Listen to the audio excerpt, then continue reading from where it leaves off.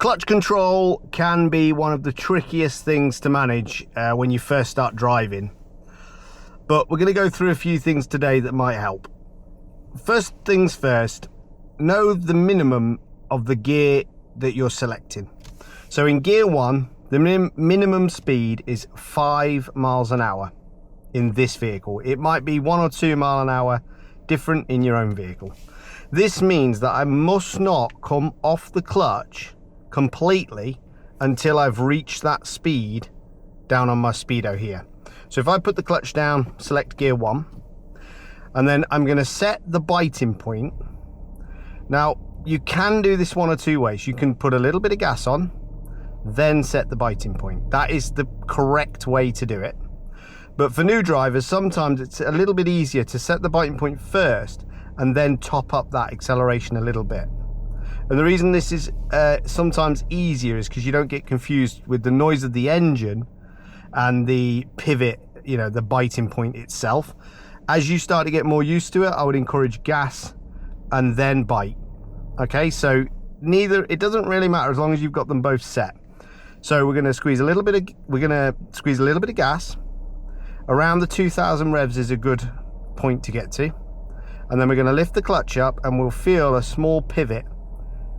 Okay, and we can hear that load being, you know, that weight being loaded onto the engine. Now, if I watch my speedo, as I set off, I'll do my mirrors, I'll do my checks. If I watch my speedo, if I hold my clutch exactly where it is, as that comes up, as soon as it gets to 5, I can come off the clutch pedal and it will not stall. It is impossible for it to stall at 5 miles an hour.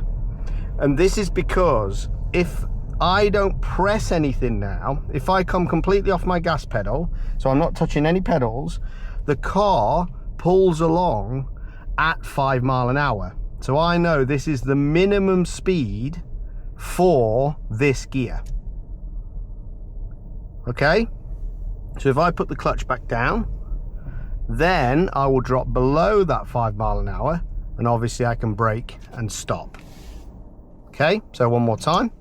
Set the bite, a little bit of gas, quick check, blind spot, watch the speed come up, wait for it, wait for it, wait for it, and then release.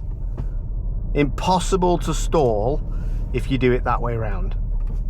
Now obviously on a hill, you need to think about the weight that is loaded onto the vehicle due to the hill itself. So I'm going to do a set off next on a hill, and I'll return when I get to the right place to do that. So I'll see you shortly. Okay, so I've arrived on a hill. Now, what you've got to think about with hill starts is think of the weight of the vehicle as well as that clutch control and the load on the engine. You can think of lots of different ways to build this up as a bit of a, you know, visual thing in your head. I like the idea of picture someone walking up a hill with a rucksack on, and that rucksack is empty. Now, if you slowly load weight into that rucksack, the person that's running up the hill with that rucksack on can probably take that weight load bit by bit. But if you chuck the full backpack onto their back while they're running up the hill, they probably would fall flat on their face. And that's kind of how the car feels when you lift the clutch too quickly. So we're going to use the same idea with the 5 mile an hour here.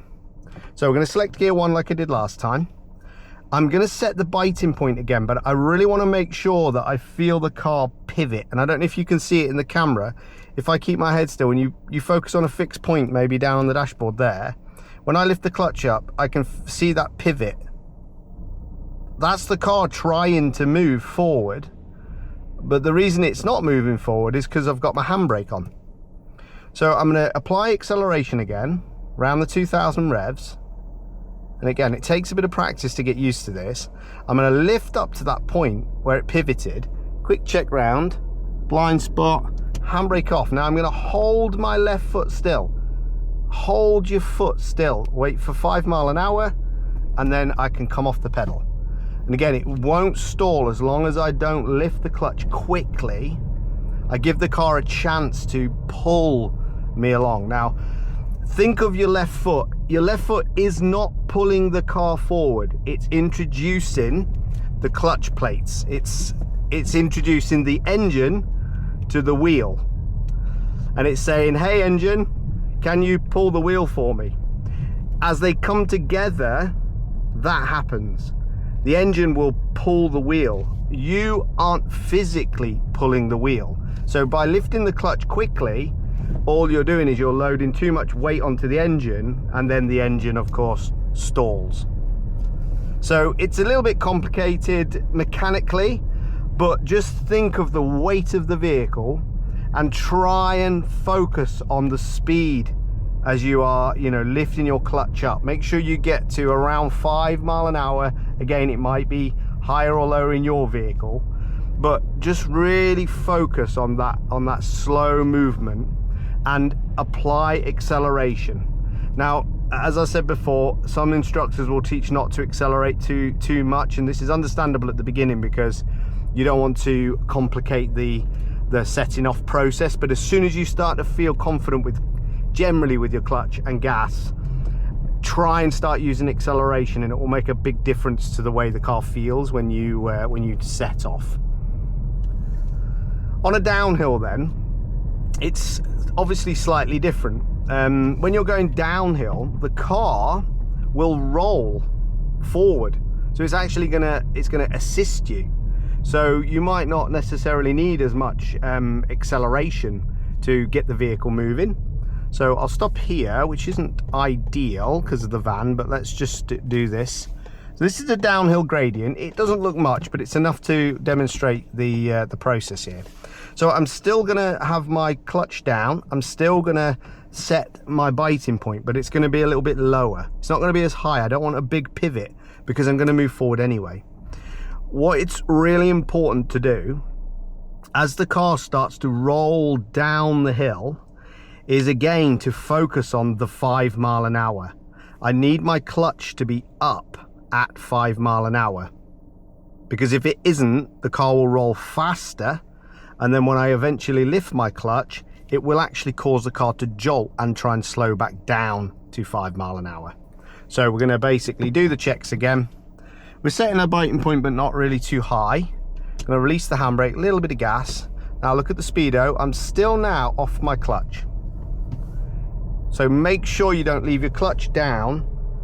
5 mile an hour, or in your car 6, maybe 4, whatever works.